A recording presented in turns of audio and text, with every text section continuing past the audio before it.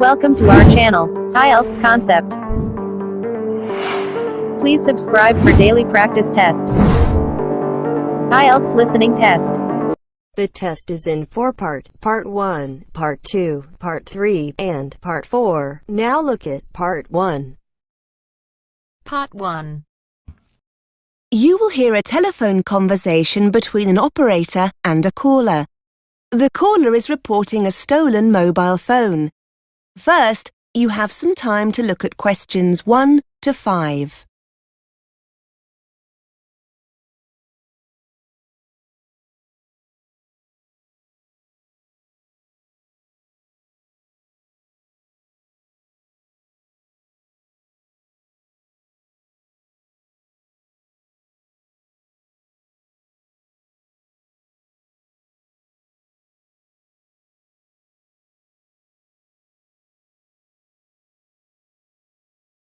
Listen carefully and answer questions 1 to 5. Good morning, Z Mobile Services. This is Tess speaking. How can I help? I want to report a stolen mobile phone. Could you confirm your postcode, please, sir? It's CN2 1EB. Thanks. And your house number? 34. OK. Can you give me the telephone number of the phone that was stolen? Yeah, it's... Wait a minute. It's 07890 07890 623 623 570. 570. OK. So it's 07890 623 570. Yeah, that's right. Can you just confirm your name? Yeah, it's Thomas Green. Is that Thomas spelt Thomas? No, there's no H. It's just Thomas. TOMAS. OK. So you said your phone was stolen. That's right. I reported it to the police this morning. That's good. I'll need to take down your crime reference number.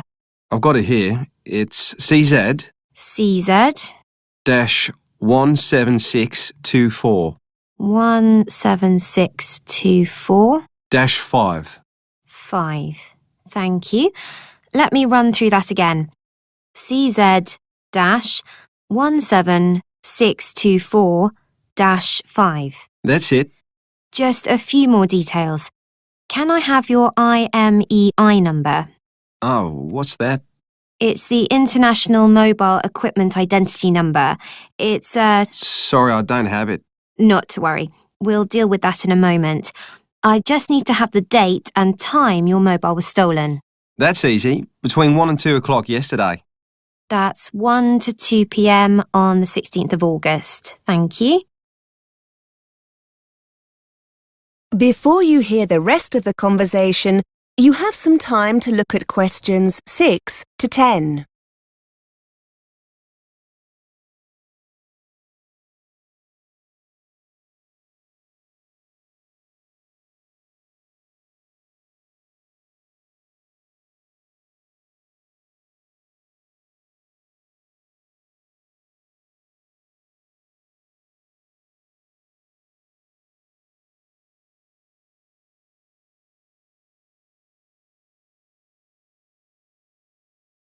Now listen and answer questions 6 to 10.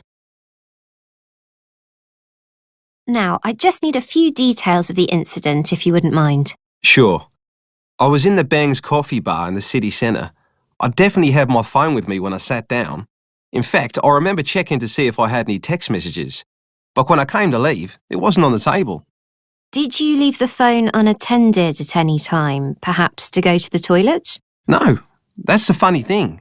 Like I told the police, it was very busy in there because it was lunchtime and all the tables and chairs were pushed really close together. There were a couple of other people at my table. Someone must have leaned across when I wasn't looking and slipped my phone into their pocket. Oh dear. I know, it's such a pain. I suppose I'll have to pay for a replacement. Fortunately, you're covered by our 12-month care plan, so there won't be a charge for replacing it this time. But I have to tell you, if it happens again within the next 3 months, you may have to pay a fee. Fair enough. How soon can you send me a new one?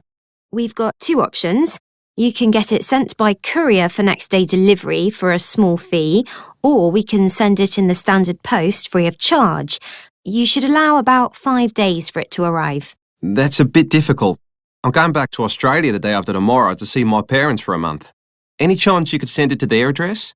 No, I'm sorry. We can only send replacements to UK addresses. In that case, I'll better have next day delivery then.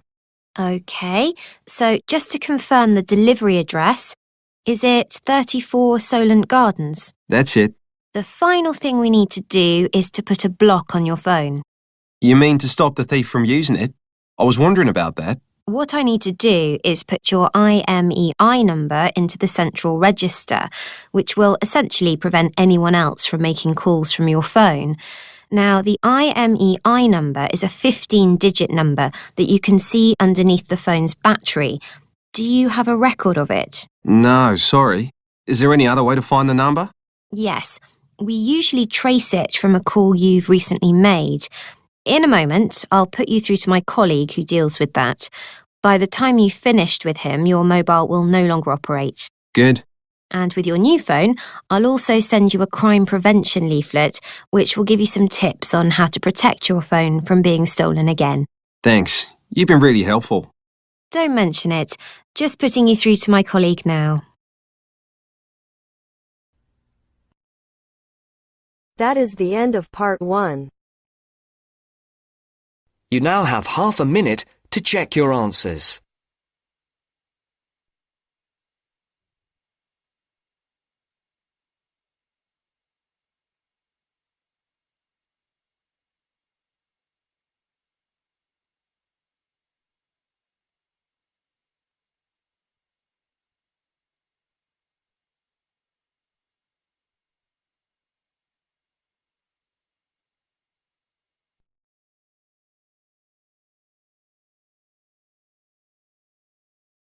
Now turns to part 2. Part 2. You will hear a man giving a welcome speech to new students at the University of Westley.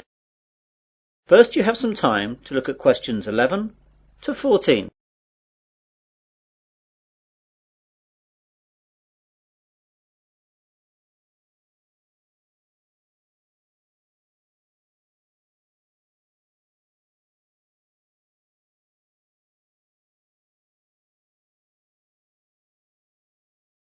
Now listen carefully to the welcome speech and answer questions 11 to 14. Hello and good afternoon. My name is John Walker and I'd like to welcome you new students to the University of Westley. What I'm going to do today is just explain to you some of the facilities that you'll find here on our main campus and where you'll find them. If you look at the map on the overhead projector, let me talk you through some of the locations before describing some of them in more detail. Well, at present we're in the university's main lecture hall. If you go out of the main front entrance, then you will see opposite across the car park the entrance for the focal point of a lot of university life for most students. This is, of course, the Students' Union. About 150 yards on the left of the Union, as you look at it from here, is another focal point for the students, though not as popular as the Union, the University Library. Behind the library is the main university refectory, where many students eat both lunch and dinner. On the other side of the Union is the college chapel, and behind that there is a small hall of residence. There are 3 other halls of residence behind the Students' Union. Behind the hall that we're in now is the sports hall and grounds, and either side of us are academic departments with lecturers' offices, lecture halls, and various labs. You'll find it all a bit confusing at first, but you'll get to know your way around fairly quickly. You now have some time to look at questions 15 to 20.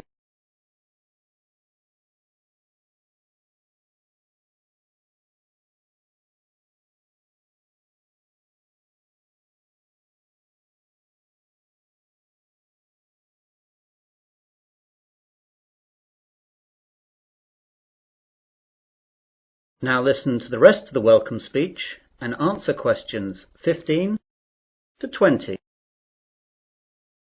I'd like now to talk about a few important places on the campus.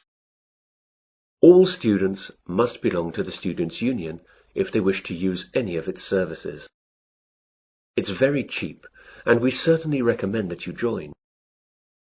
The Union provides a bookshop covering all the course books at the university, plus lots of other titles for a range of interests. You can eat and drink at the Union. There is a Fat Phillips on the ground floor, serving a wide range of fast foods and drinks. Then there is the main Union bar up on the first floor. This is where the Union parties, dances and balls are held. And there's a pizza corner where cheap, large pizzas can be served up in a few minutes.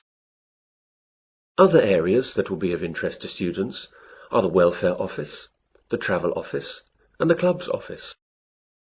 The club's office will get you in touch with all the clubs that are part of the Students' Union. These clubs vary from football to drama to potholing to beer drinking. There really is something for everyone. The Union opens up at 8 a.m. every day and closes at 12 midnight, unless there are any functions going on later. I'd like to move on to the library now. This is where a lot of you will, I hope, be spending a lot of time over the next 3 or 4 years, working and doing research. Of course, this isn't as exciting as the social aspects of university life, but of course it really is the main reason that you are all here. I therefore urge you to get over there as soon as you can, as you have to register, and then you can have a look around. During the first 2 weeks of the academic year, that is, now, there are tours every 2 hours aimed at familiarizing new students to all the services that the library offers.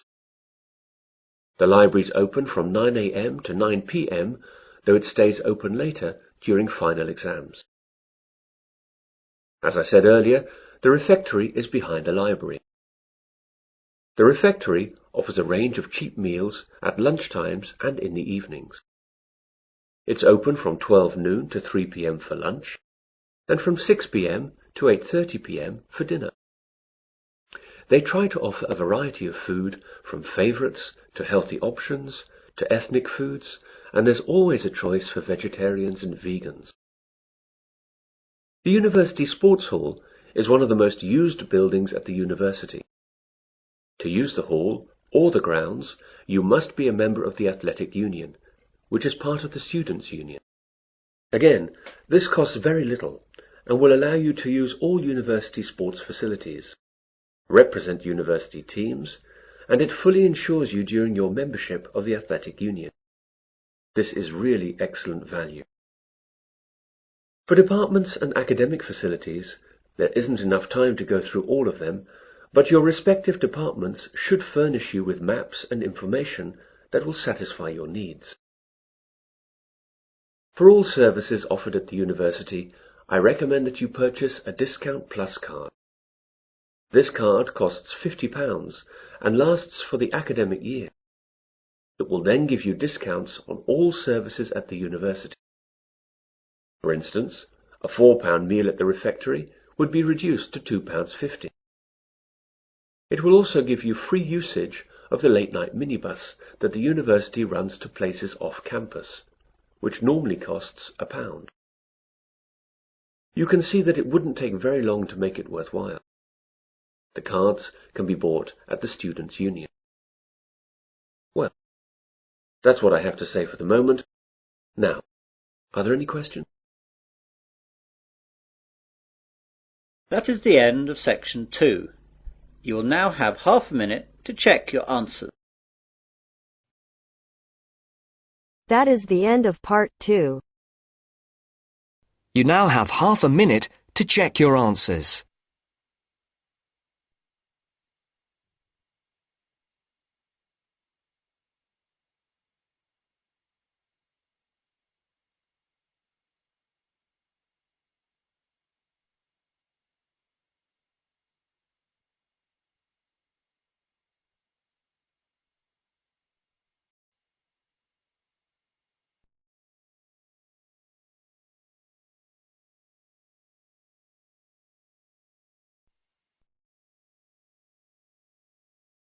Now turns to part 3. Part 3. You will hear a seminar with Dr. Martin Merriweather of the Antarctic Centre in Christchurch, New Zealand. First, you have some time to look at questions 21 to 26.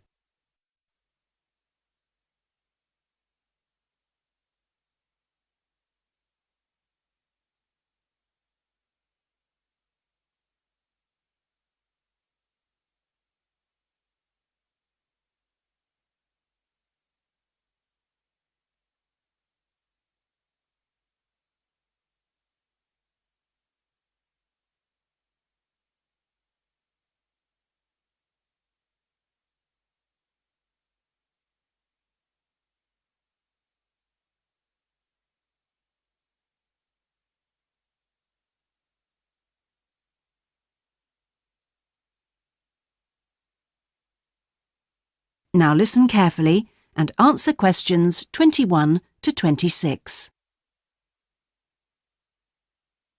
We're pleased to welcome Dr. Martin Merriweather of the Antarctic Centre in Christchurch, New Zealand, who has come along to talk to us today about the role of the centre and the Antarctic Treaty. Now, my first question is about the choice of location for the centre. Why Christchurch? Was it because of the climate? Well, actually, New Zealand is the second closest country to Antarctica, and Christchurch is often used on Antarctic expeditions. Right, so it's because of where we are, coupled with our historical role. So tell us, what is the main purpose of the centre?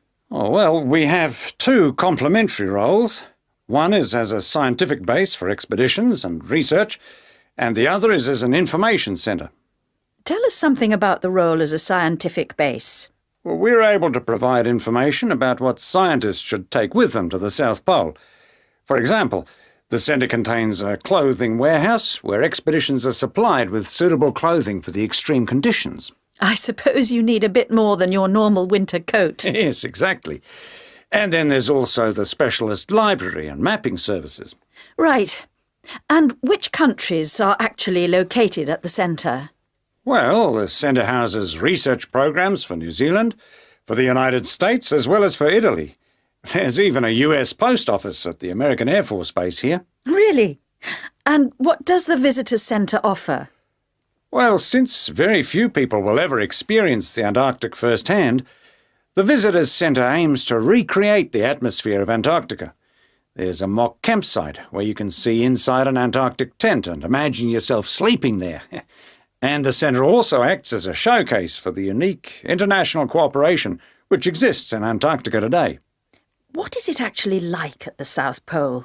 I know you've been there on a number of occasions. Yes, I have, and each time I'm struck by the awesome beauty of the place. It's magnificent, but you can really only visit it in the summer months. October to March? Yes, because it's completely dark for 4 months of the year. And, in addition, it has to be the coldest place on Earth. Colder than the North Pole? Why is that? Well, unlike the North Pole, which is actually a frozen sea, Antarctica is a landmass shaped like a dome, with the result that the winds blow down the slopes at speeds of up to 150 kilometres an hour.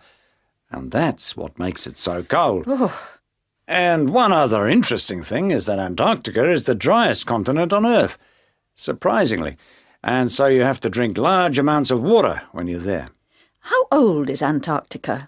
Oh, we're pretty sure it was part of a larger landmass, but it broke away from the rest of the continent 170 million years ago. How can you be certain of this? Because fossils and rocks have been discovered in Antarctica, which are the same as those found in places such as Africa and Australia. Amazing. To think that it was once attached to Africa. Before you hear the rest of the interview, you have some time to look at questions 27 to 30.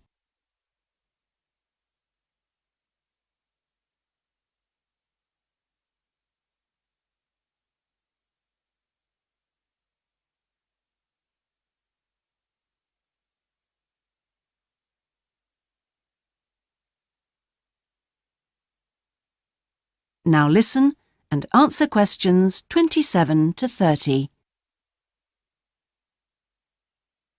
Now, let's just have a look at the Antarctic Treaty. How far back does the idea of an international treaty go? Well, as far back as the 19th century, when 11 nations organised an international event. When was that exactly? In 1870, and it was called the Polar Research Meeting. And then, not long after that, they organised something called the First International Polar Year. And that took place when exactly? Over 2 years, from 1882 to 1883. But it wasn't until the 1950s that the idea of an international treaty was proposed. And in 1959, the treaty was actually signed. What do you see as the main achievements of the treaty? Well, firstly, it means that the continent is reserved for peaceful use. That's Article 1, isn't it? Yes. That's important, since the territory belongs to everyone. Yes, but not as important as Article 5, which prohibits any nuclear explosions or waste disposal. Which is marvellous. Well, I'm afraid we're going to have to stop there because I'm afraid we've run out of time. Thanks for coming along today and telling us all about the centre and its work. That is the end of part 3. You now have half a minute to check your answers.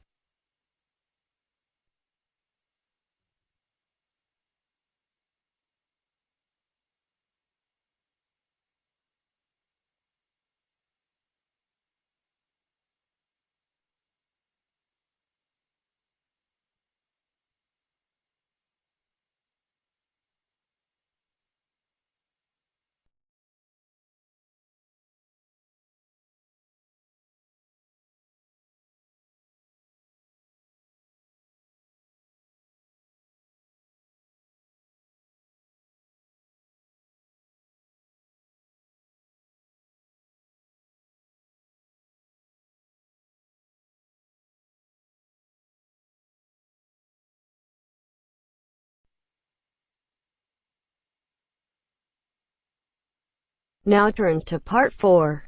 Part 4. You will hear a woman giving a talk at a popular science convention. She is describing research into artificial gills designed to enable humans to breathe underwater. Now you have some time to look at questions 31 to 40.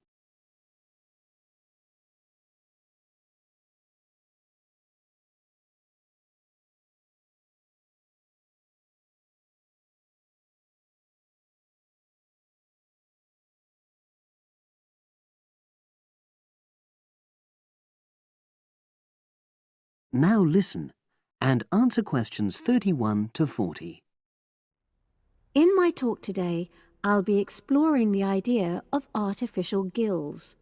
I'll start by introducing the concept, giving some background and so forth, and then I'll go on to explain the technological applications, including a short, very simple experiment I conducted. Starting with the background. As everyone knows, all living creatures need oxygen to live. Mammals take in oxygen from the atmosphere by using their lungs, and fishes take oxygen from water by means of their gills, which of course in most fishes are located either side of their head. But human beings have always dreamt of being able to swim underwater like the fishes, breathing without the help of oxygen tanks. I don't know whether any of you have done any scuba diving, but it's a real pain having to use all that equipment. You need special training, and it's generally agreed that tanks are too heavy and big to enable most people to move and work comfortably underwater. So scientists are trying a different tack. Rather than humans carrying an oxygen supply as they go underwater, wouldn't it be possible to extract oxygen in situ? That is, directly from the water while swimming. In the 1960s, the famous underwater explorer Jacques Cousteau, for example, predicted that one day surgery could be used to equip humans with gills. He believed our lungs could be bypassed and we would learn to live underwater just as naturally as we live on land. But of course, most of us would prefer not to go to such extremes. I've been looking at some fairly simple technologies developed to extract oxygen from water, ways to produce a simple, practical artificial gill enabling humans to live and breathe in water without harm. Now, how scientists and inventors went about this was to look at the way different animals handled this. Fairly obviously, they looked at the way fishes breathe, but also how they move down and float up to the surface using inflatable sacs called swim bladders. Scientists also looked at animals without gills, which use bubbles of air underwater, notably beetles. These insects contrive to stay underwater for long periods by breathing from this bubble, which they hold under their wing cases.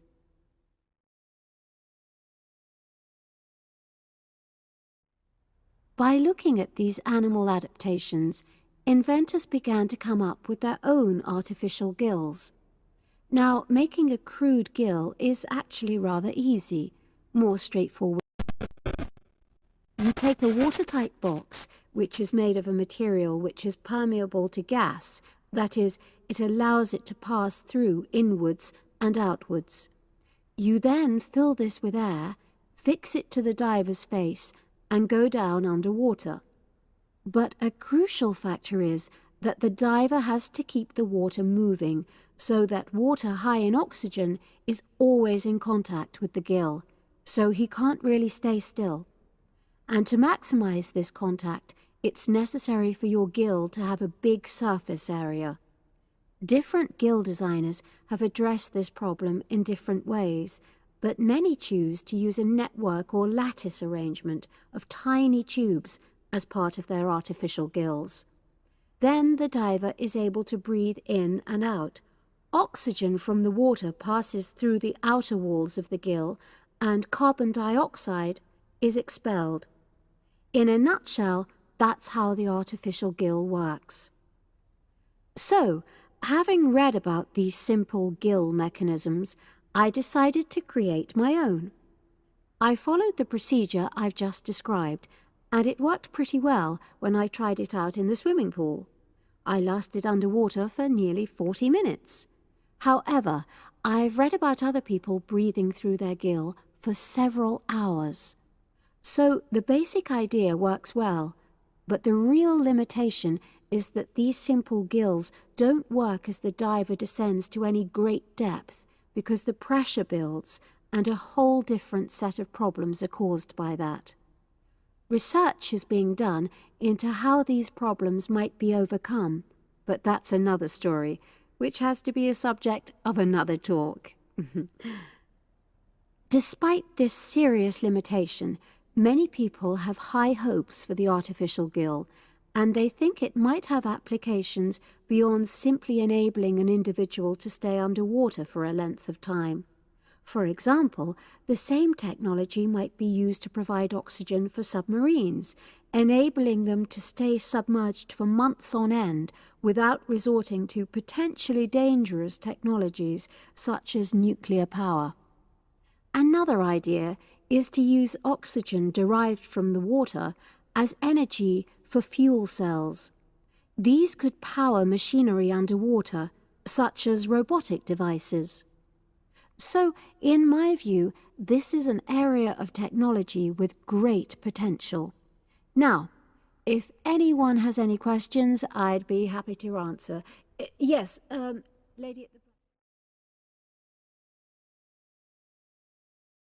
That is the end of part 4. You now have half a minute to check your answers.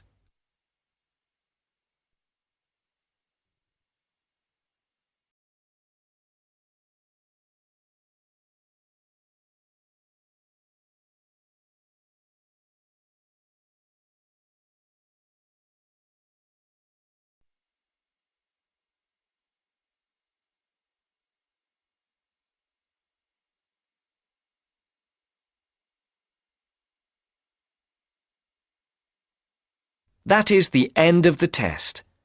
You now have 10 minutes to transfer your answers to your IELTS listening answer sheet.